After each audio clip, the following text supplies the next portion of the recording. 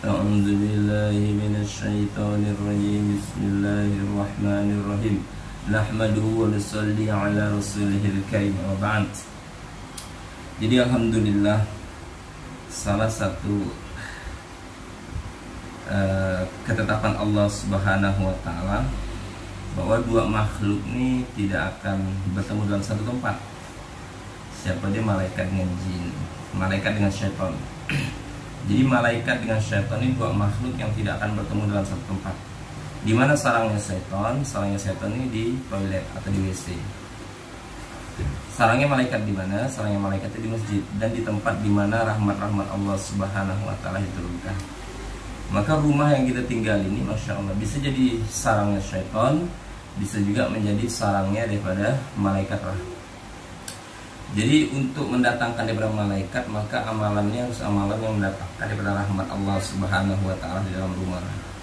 Nah, salah satu taklim wa taklum ini, belajar dan mengajar ini adalah bagian daripada amalan yang mendatangkan daripada malaikat ke dalam rumah kita. Kalau malaikat ramai, banyak berkumpul ke dalam rumah kita, maka rumah kita ini akan sejuk, tenang, tentram, sehingga terhindar dari pertengkaran. Anak-anak mudah untuk taat pada Allah, penghuni rumah ini mudah untuk taat pada Allah Subhanahu wa ta'ala.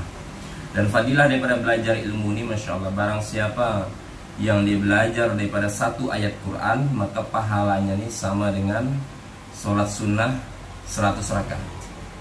Kemudian barang siapa yang belajar daripada satu bab ilmu, misalnya dia belajar tentang ilmu sedekah, keutamaan bersedekah, ya kan, maka pahala ini masya Allah sama dengan pahala daripada sholat sunnah 1000 rakaat. Maka penting daripada kita buat taklim ini adalah untuk mendatangkan nur kalamullah dan nur sabda Nabi SAW ke dalam hati. Bismillah, kita taklim fadilah sedekah dari ulama kita yang menulis, Maulana Muhammad Zakaria Al-Khandalawi. Keutamaan menginfakkan harta di jalan Allah Subhanahu wa taala. Ayat kedua, A'udzu billahi minasyaitonir rajim. Laisal birra an tuwallu wujuhakum qibalal masyariqi wal maghribi walakinna birra man amana billahi wal yawmil akhir wal malaikah wal kitabi wan nabiyyin وآتى المال على حبه ذوي القربى واليتامى والمساكين وابن السبيل والسائلين وفي الرقاب وأقام الصلاة وآتى الزكاة. Bukanlah menghadapkan wajah kalian ke arah timur dan barat itu suatu kebaktian yang sempurna.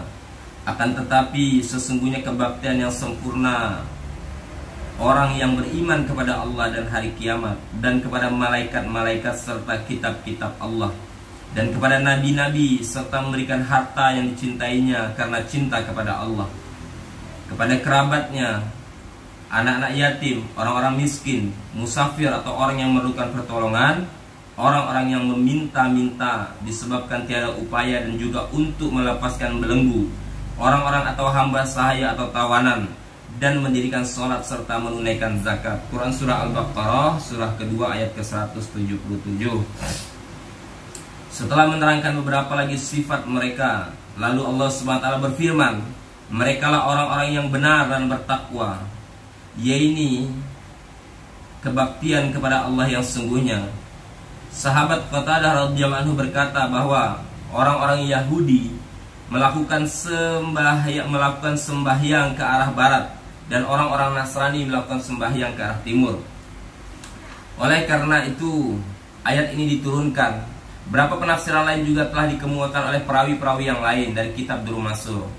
Imam Jassas rahmatullah alaih menulis bahwa dalam ayat di atas terdapat dalil bantahan terhadap Yahudi dan Nasrani ketika mereka menentang menentang dialihkannya kiblat dari Baitul Maqdis ke Ka'bah. Maka Allah SWT menurunkan ayat ini yang menerangkan bahwa kebaikan ini ada dalam ketaatan kepada Allah. Tanpa mentaati Allah, berkiblat ke timur dan barat adalah sia-sia belaka. Dari kitab Ahkamul Quran. Kemudian membelanjakan harta karena cinta kepada Allah, maksudnya pembelanjaan ini didasarkan karena hendak mendapatkan cinta dan keridhaan Allah Subhanahu wa taala, bukan untuk mencari nama besar atau kehormatan. Tujuan yang salah dalam bersedekah seperti itu dapat menyebabkan kebajikan menjadi hancur, bahkan dapat dipandang sebagai dosa. Walaupun dia telah membelanjakan hartanya, tetapi di sisi Allah tidak mendapatkan pahala apapun, bahkan mendapatkan dosa di sisi Allah Subhanahu wa taala. Rasulullah SAW bersabda bahwa Allah Subhanahu wa taala tidak melihat kepada rupa atau harta kita hambanya, tetapi dia melihat kepada amalan-amalan kita dan kolbu kita atau niat kita. Rasulullah SAW juga bersabda, aku sangat takut kepada syirik asghar atau syirik kecil yang terjadi pada diri kalian. Para sahabat radhiyallahu anhu bertanya, wahai Rasulullah, apakah syirik asghar? Rasulullah SAW menjawab, syirik asghar itu beramal untuk menunjukkan kepada manusia atau riya. Dalam beberapa hadis yang lain banyak terdapat peringatan terhadap amalan yang dilakukan untuk tujuan unjuk diri kepada manusia. Hadis-hadis ini akan saya kemukakan kemudian nanti. Terjemahan ayat di atas adalah memberi karena orang ini cinta kepada Allah Subhanahu wa taala.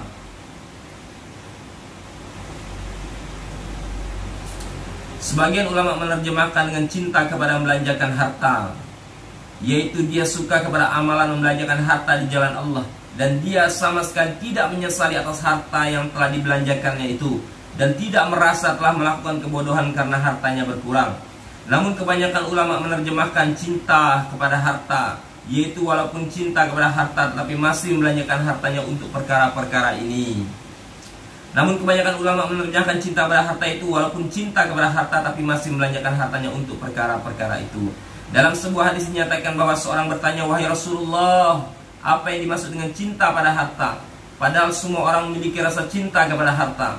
Rasulullah SAW menjawab, apabila kamu membelanjakan harta di jalan Allah, maka pada saat itu timbul dalam pikiranmu keperluan dirimu sendiri, dan timbul kekhawatiran hajat-hajatmu tidak akan terpenuhi sebab daripada kamu membelanjakan harta di jalan Allah atau bersedekah. Bahwa usiamu masih panjang, takut nanti akan menghadapi kemiskinan, dan takut akan meminta-minta kepada orang lain. Dalam sebuah hadis dinyatakan bahwa seorang bertanya, wahai Rasulullah, apa yang dimaksud dengan cinta pada harta? Padahal semua orang memiliki rasa cinta kepada harta. Rasulullah SAW menjawab, cinta pada harta maksudnya apabila kamu membelanjakan harta atau bersedekah di jalan Allah, maka pada saat itu timbul dalam pikiranmu keperluan dirimu sendiri, dan timbul kekhawatiran hajat-hajatmu tidak akan terpenuhi, bahwa usiamu masih panjang, takut nanti akan menghadapi kemiskinan, dan meminta-minta kepada orang lain. Dalam sebuah hadis dinyatakan sedekah yang paling baik adalah membelanjakan ketika kamu dalam keadaan sehat dan masih ada harapan untuk hidup lebih lama di dunia ini. Jangan melakukannya dengan cara menunda-nunda sedekah, yaitu ketika nafas hampir berakhir barulah berwasiat agar hartanya diberikan kepada si fulan, padahal pada saat itu hartanya hampir menjadi harta si fulan atau ahli waris. Maksudnya apabila seorang sudah putus harapan sehingga tidak ada lagi ketakutan dan kebimbangan terhadap keperluan atau hajat pribadi, barulah ia mengatakan bahwa hartanya akan diberikan untuk masjid ini, madrasah ini, dan sebagainya. Padahal ini semua sudah hampir menjadi harta warisan. Perbuatan seperti ini sama artinya dengan membacakan Al-Fatihah dan membuat kenduri untuk arwah nenek moyang. Selama masih memikirkan keperluan-keperluan sendiri, ia belum mendapatkan taufik untuk membelanjakannya. Ketika harta ini hampir habis, hampir menjadi harta ahli waris, barulah kita memiliki keinginan untuk membelanjakannya di jalan Allah. Oleh karena itulah syariat yang sangat suci ini telah menetapkan bahwa sedekah atau wasiat bagi orang yang hendak meninggal dunia hanya boleh diluluskan sepertiga saja. Apabila ia mendekahkan seluruh hartanya tanpa seizin ahli warisnya, kemudian ia meninggal dunia, maka hanya sepertiga dari hartanya saja yang boleh dilaksanakan. Membelanjakan harta untuk keperluan anak yatim dan orang miskin diterangkan sendiri. Demikian pula mengenai zakat. Dengan demikian membelanjakan harta untuk anak-anak yatim dan orang miskin adalah setelah zakatnya ditunaikan. Masya Allah. Semoga Allah SWT berikan kita taufik untuk ikhlas dalam sedekah dan senantiasa semangat dalam mengamalkan sedekah.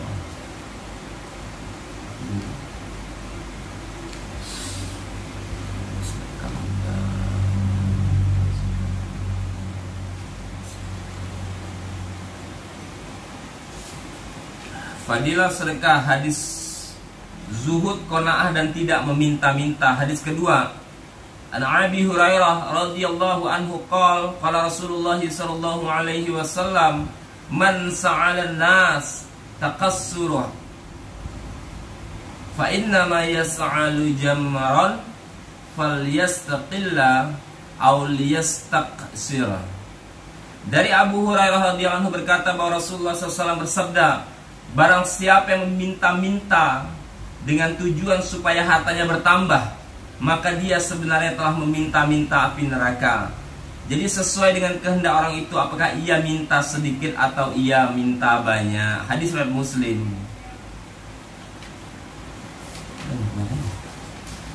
Hadis ketiga, Al-Hakim Ibn Hizam radhiyallahu anhu qala sa'altu Rasulullah sallallahu alaihi wasallam fa'atani summa sa'altuhu fa'atani summa qala ya Hakim inna hadzal mal khadirun hulwun faman akhadahu bishakhawah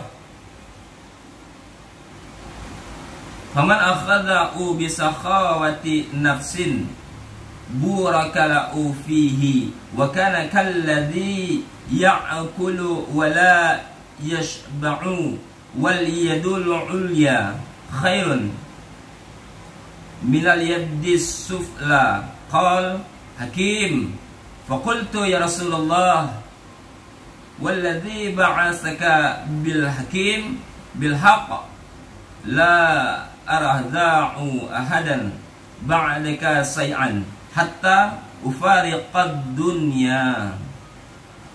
Hakim bin Hizam radhiyallahu anhu berkata bahwa ia telah meminta sesuatu dari Rasulullah sallallahu alaihi wasallam. Maka Rasulullah SAW pun memberikannya. Ia meminta sekali lagi, ya Rasulullah. Ia meminta sekali lagi dan Rasulullah SAW pun bersabda, wahai Hakim, harta benda ini suatu perkara yang hijau dan manis, mendatangkan keindahan dalam hati dan pandangan. Siapa yang menerimanya dengan syahwah nafsu, yaitu dalam keadaan istighna atau tidak berkeinginan, maka baginya akan diberi keberkatan. Dan siapa yang menerimanya dengan isyraf nafsu, yaitu tamak dan loba, maka baginya tidak ada keberkahan di dalamnya. Dan keadaan seperti orang yang terus-menerus makan tetapi tidak kunjung-kunjung kenyang. Tangan di atas adalah lebih baik daripada tangan di bawah. Hakim radhiyallahu anhu berkata bahwa ia telah memberitahu kepada Rasulullah, ya Rasulullah, setelah ini saya tidak akan menyusahkan siapapun. Masya Allah. Maksud perkataan Hakim radhiyallahu anhu yang berakhir adalah ia tidak meminta kepada siapapun dalam sisa umurnya. Di dalam beberapa riwayat terdapat sambungan dari hadis ini. Ketika Abu Bakar radhiyallahu anhu menjadi khalifah, ia menyarankan kepada Hakim radhiyallahu anhu agar mengambil bagian dari fa'id atau harta rampasan perang, karena ia berhak mendapatkan dari Baitul Mal. Tetapi Hakim radhiyallahu anhu menolaknya. Demikian juga ketika zaman Khalifah Umar radhiyallahu anhu. Umar radhiyallahu anhu menyuruh agar ia mengambil hak dari Baitul Mal, tapi ia tetap menolaknya. Umar radhiyallahu anhu meminta kepada banyak orang supaya menjadi saksi bahwa dirinya ingin memberikan hak itu kepada Hakim radhiyallahu anhu. Tetapi Hakim radhiyallahu anhu tidak mau menerimanya. Ia memang tidak menerima apapun dari siapapun hingga akhir hayatnya. An Asma binti Abi Bakrin qalat qadimat alayya ummi wa hiya musyrikatun fi ahdi Quraisy. Faqultu ya Rasulullah, inna ummi qadimat alayya wa hiya raghibah afa'asiluha? Qal na'am siliha.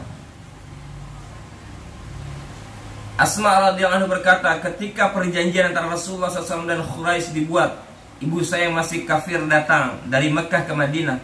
Saya bertanya kepada Rasulullah SAW bahwa ibu saya telah mendatangi saya untuk meminta bantuan. Bolehkah saya menolongnya? Maka Rasulullah SAW menjawab, ya, tolonglah dia, ibumu. Hadis riwayat muttafaq alaih. Pada zaman permulaan Islam, orang Islam sangat ditekan dan dizalimi oleh orang-orang kafir hingga di luar batas. lembaran-lembaran sejarah penuh dengan kisah-kisah tentang kesusahan dan penderitaan orang-orang Islam pada masa itu, sehingga orang Islam terpaksa berhijrah ke Mekah, berhijrah dari Mekah ke Madinah. Setelah hijrah, kaum musyrikin pun selalu berusaha untuk menyusahkan orang Islam melalui peperangan. Rasulullah SAW berjalan bersama rombongan-rombongan para sahabat menuju Mekah dengan niat untuk umrah. Tapi orang kafir tidak mengizinkan beliau dan para sahabatnya memasuki Mekah dan memaksa kembali ke Madinah. Pada suatu masa dibuatlah satu perjanjian di antara kedua kaum ini untuk gencatan senjata selama berapa tahun. Kisah Asma radhiyallahu anha ini cukup terkenal, yaitu ketika ibunya yang bekas istri Abu Bakar itu meminta pertolongan kepada putrinya itu. Oleh karena ibunya masih kafir, dia merasa ragu apakah menolong ibunya itu dibenarkan oleh syariat atau tidak. Oleh karena itu dia menanyakan hal ini kepada Rasulullah SAW dan Rasulullah memerintahkan untuk menolongnya. Imam Khattabi rahmatullahi alaihi mengatakan hadis ini menjelaskan bahwa membantu sesama muslim adalah penting, dan begitu juga membantu kerabat yang mungkin masih kafir. Dalam suatu riwayat diterangkan bahwa atas peristiwa inilah ayat Al-Quran diturunkan. La ayanhakumullahu 'anil ladzina lam yuqatilukum fid din walam yukhrijukum min diyarikum an tabarruhum wa tuqsitu ilaihim innallaha yuhibbul muqsitin. Allah tidak melarang kamu untuk berbuat baik dan berlaku adil kepada orang-orang yang tidak memerangimu lantaran soal agama, dan tidak pula mengusir kamu dari negerimu. Sesungguhnya Allah menyukai orang-orang yang berlaku adil. Quran Surah Al-Mumtahanah. Alhamdulillah. Bismillahirrahmanirrahim. Nahmaduhu wa nusalli ala rasulihil karim, amma ba'd. Allah Subhanahu wa ta'ala Al-Khaliq yang menciptakan kita, suami istri diciptakan oleh Allah, dan seluruh makhluk baik yang tampak manusia, hewan maupun yang tidak tampak di kalangan jin. Jadi semua diciptakan oleh Allah Subhanahu wa ta'ala. Kemudian Allah Subhanahu wa ta'ala yang telah memelihara daripada diri kita, laki-laki dan wanita dimanapun berada, dalam pemeliharaan Allah, dalam penjagaan Allah Subhanahu wa ta'ala. Bahkan pernikahan kita juga dipelihara oleh Allah, dijaga oleh Allah Subhanahu wa ta'ala. Berapa banyak hari ini pernikahan ini yang tidak dijaga Allah, yang tidak dipelihara Allah, sehingga na'udzubillah harus berpisah antara suami dan istri. Kemudian jatah rezeki dalam pernikahan kita, Masya Allah, Allah yang tetapkan, Allah yang tentukan berapa banyak jatah rezeki dalam pernikahan ini, laki-laki dan wanita dalam rumah tangga dia. Ini dalam ketetapan Allah Subhanahu wa ta'ala. Maka dikatakan dalam satu hadis, an-nikahu miftahu rizki, nikah ini kunci pembuka rizki. Makanya ketika dua orang dia telah menikah, Masya Allah, jatah rezeki dia ini terbuka. Jatah rezeki daripada laki-laki, jatah rezeki daripada wanita, kemudian bersatu dalam pernikahan. Kemudian Allah takdirkan memiliki keturunan yang membawa jatah rezekinya juga, Masya Allah. Kemudian Allah Subhanahu wa ta'ala ini As-Sami' yang maha mendengar. Maka setiap apa yang kita lakukan dalam pernikahan kita, dalam rumah tangga ini, dengar oleh Allah. Laki-laki, seorang suami yang dia bermaksiat juga, dia pembicaraan dia dengar oleh Allah Subhanahu wa ta'ala. Seorang wanita juga seperti itu. Mungkin dia dengan tetangganya menghibah, memfitnah dan lain sebagainya. Masya Allah, seorang istri ini, maka dia pun didengar oleh Allah. Lillahi ma fis samawati wa ma fil ard wa in tubdu ma fi anfusikum aw tukhfu yuhasibukum bihillah. Jadi milik Allah Subhanahu wa ta'ala apa yang ada di langit dan di bumi, 7 lapis langit, 7 lapis bumi, dan Allah Subhanahu wa ta'ala mendengar apa yang keluar daripada lisan kita dan apa yang ada dalam hati kita, dengar oleh Allah Subhanahu wa ta'ala. Kemudian Allah Subhanahu wa ta'ala ini, Masya Allah, pendengaran ini bukan seperti pendengaran manusia. Pendengarannya bukan seperti pendengaran hewan, pendengarannya bukan seperti pendengaran makhluknya, tapi pendengaran Allah Subhanahu wa ta'ala tidak berbatas. Tidak berbatas ruang, tidak berbatas waktu, tidak terbatas oleh tempat. Masya Allah. Dan Allah Subhanahu wa ta'ala memberikan kita pendengaran. Masya Allah, hebatnya Allah Subhanahu wa ta'ala menjaga pendengaran kita. Coba hari ini kita manusia ini pendengarannya tak berbatas. Orang di Papua ngomong kedengaran, orang di Jawa ngomong kedengaran kucing ngomong pun kita paham, hewan tumbuh-tumbuhan bertasbih pun bisa-bisa kita jadi orang stres. Tapi Allah SWT batasi gitu. Pendengaran manusia ini cukup dalam radius tertentu. Lewat daripada itu manusia tidak bisa mendengar. Ini untuk kebaikan kita hamba, dan ini dalam penjagaan Allah Subhanahu wa taala. Kemudian Allah Subhanahu wa taala Al-Bashir. Allah SWT yang Maha melihat. Penglihatan Allah Subhanahu wa taala tak berbatas ruang, tak berbatas tempat, tidak berbatas dimensi. Tidak sebab daripada ada cahaya terlihat, tidak ada cahaya tidak terlihat. Tapi Allah SWT kuasa melihat seekor semut hitam di atas batu hitam di malam yang gelap gulita tanpa ada cahaya sedikit pun. Ini dalam penglihatan Allah, dalam penglihatan Allah Subhanahu wa taala. Jadi Allah SWT Maha melihat kita. Seorang suami tidak dilihat oleh istrinya, tidak diawasi oleh orang-orang di dalam satu ruangan, ini juga dilihat oleh Allah Subhanahu wa taala. Begitu juga seorang istri, kemanapun dia pergi, bersama siapapun, senantiasa dilihat Allah Subhanahu wa taala. Senantiasa dilihat oleh Allah Subhanahu wa taala. Mungkin suaminya tidak melihat dia pergi kemana, tapi Allah Subhanahu wa taala melihat dia. Allah Subhanahu wa taala tahu di mana letak dia, bersama siapa dia pergi, melakukan pekerjaan yang halal atau melakukan pekerjaan yang mendatangkan murkanya Allah Subhanahu wa taala. Dilihat oleh Allah. Kemudian Allah Subhanahu wa taala Al-Alim yang Maha mengetahui. Kondisi kita diketahui oleh Allah. Mau kita ada duit, tidak ada duit, banyak masalah, tidak ada masalah, sedang sehat, sedang sakit, semua diketahui oleh Allah Subhanahu wa taala. Semua diketahui oleh Allah Subhanahu wa taala. Tidak ada yang lepas daripada pengetahuan Allah Subhanahu wa taala. Keinginan kita ini, hajat kita ini, harapan kita ini, semua Allah tahu gitu. Cuman sekarang perkaranya, mau enggak kita minta pada Allah. Hebatnya Allah Subhanahu wa taala, bedanya Allah dengan makhluk nih. Kalau kita kepada manusia, semakin kita minta, semakin manusia marah. Minta sekali, manusia suka.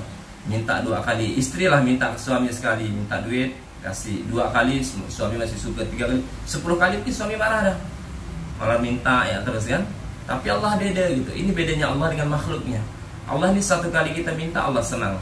2 kali kita minta, Allah tambah senang. 3 kali Allah tambah senang. Semakin sering kita minta, semakin Allah tambah senang. Jadi bagaimana kita menjadi hamba nih, belajar meminta hanya kepada Allah. Kemudian bagaimana kita menjadi seorang hamba, menjadi seorang istri, menjadi seorang suami, curhatnya kepada Allah. Allah nih udah tahu gitu, cuma pengen dengar kita nih curhat. Kalau kita curhat pada suami, beresiko lepas daripada mungkin masalah kita, aib kita, ada batasannya. Curhat kepada pasangan kita ada batasan, tapi curhat kepada Allah tidak ada batasannya. Tanpa ada batasannya, apapun bentuknya. Curhat kepada Allah, dan Allah Subhanahu wa taala yang kuasa daripada menyelesaikan masalah-masalah kita, sebagaimana janji Allah, fa inna ma'al yusri yusran, inna ma'al yusri yusra. Dalam satu masalah, kata Allah, aku siapkan 2 jalan keluar. Jadi masalah ekonomi 2 jalan keluarnya, masalah penyakit 2 jalan keluarnya, masalah anak ada 2 jalan keluarnya. Satu masalah rumah tangga ada 2. Jadi janji Allah dalam satu masalah ada 2 solusi, 2 jalan keluar. Cuman terkadang kita ini tidak mau curhat ke Allah, tidak mau minta kepada Allah Subhanahu wa taala. Jadi Allah Subhanahu wa taala alim. Kemudian Allah Subhanahu wa taala telah buat satu ketetapan dari kehidupan dunia dan di akhirat ini. Allah Subhanahu wa taala buat satu ketetapan bahwa ketika pernikahan kita ingin bahagia, rumah tangga kita ingin bahagia, kita menjadi suami-suami yang bahagia, istri-istri yang bahagia, maka suami istri dan pernikahan ini Allah Subhanahu wa taala akan bahagiakan ia di dunia, sukseskan ia di dunia, dan selamatkan ia di akhiratnya Allah Subhanahu wa taala. Bahkan Allah muliakan dia dunia dan akhirat. Maka pernikahan ini, suami istri ini wajib mengamalkan agama ini secara sempurna.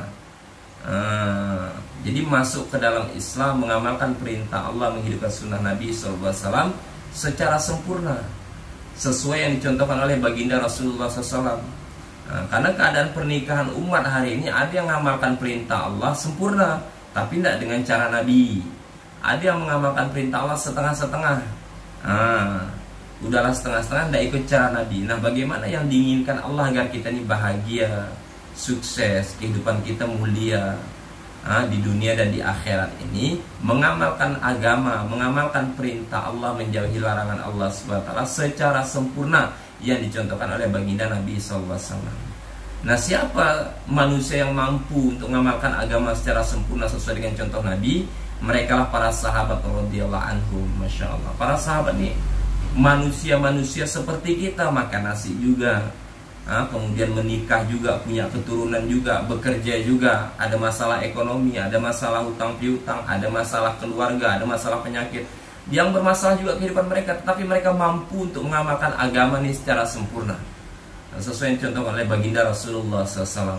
Sebagaimana dikisahkan pernikahan sahabat radhiyallahu anhu, masya Allah, ada salah satu pernikahan sahabat, Allahu Akbar, rumah mereka rumah yang sederhana, lantainya dari tanah, atapnya dari jerami, dindingnya daripada tanah-tanah, ya kan? Tapi mereka bisa katakan baiti jannati, mereka katakan rumahku ini surgaku. Suaminya katakan rumahku surgaku, istrinya katakan rumahku surgaku, anak-anaknya katakan rumahku surgaku. Padahal rumah mereka rumah sederhana, pakaian mereka hanya hari ini dipakai, kemudian besok ada untuk ganti satu, hanya 2 helai, satu dicuci, satu dipakai. Makanan mereka makanan yang sederhana, cukup untuk mengenyangkan daripada lambung-lambung mereka dan cukup untuk mereka bersedekah. Tidak makanan yang bermewah-mewah, tapi mereka bisa katakan baiti jannati, rumahku surgaku. Mereka bisa bahagia dalam pernikahan mereka, mereka bisa bahagia dalam keluarga, anak keturunan mereka bisa jadi anak yang soleh-soleha. Karena dengan pertolongan daripada Allah Subhanahu wa Ta'ala. Karena apa? Kebahagiaan Allah letakkan hanya dalam mengamalkan agama secara simpel. Sehingga walaupun rumahnya rumah sederhana, kehidupannya kehidupan sederhana, tapi ketika hidup wujud amal agama dalam rumah tangga mereka, dalam pernikahan mereka, pasti Allah tenangkan hati mereka, Allah bahagiakan hidup mereka, Allah muliakan mereka, Allah selesaikan daripada masalah-masalah mereka, Allah tunaikan daripada hajat-hajat mereka.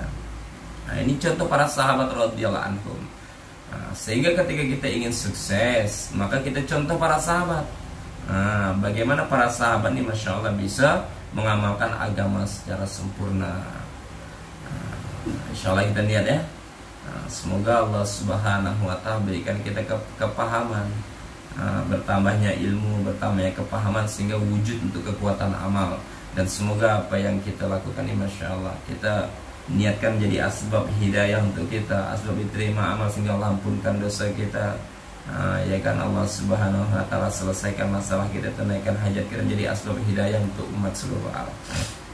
Kemudian jangan lupa kita saling mendoakan. Pertama doakan untuk pribadi kita, kemudian doakan untuk seorang istri mendoakan suaminya, seorang suami prioritas utama mendoakan daripada orang tua dia, kemudian mendoakan daripada istri-istri dia, anak-anak dia, kemudian mendoakan daripada kaum muslimin dan muslimat. Barang siapa yang mendoakan kebaikan untuk satu saudara muslimnya, masya Allah, Allah SWT akan kirim 70.000 malaikat mendoakan perkara yang sama.